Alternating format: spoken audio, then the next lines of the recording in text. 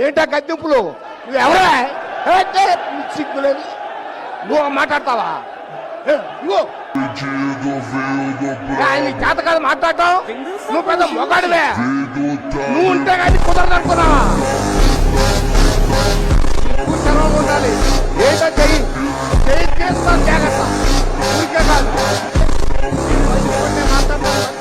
నీకెట్ట ఇస్తారయ్యా? జనం నేను అక్కడ కూర్చోమంటే నాకు మైక్ ఇవ్వండి, నాకు ఆ బెంచ్ ఇవ్వండి, ఇవ్వండి. అంటున్నా అధ్యక్ష, చిన్నపిల్లలు ఆడుకునే ఏ ఆటకైనా నిబంధనలు ఉంటాయి.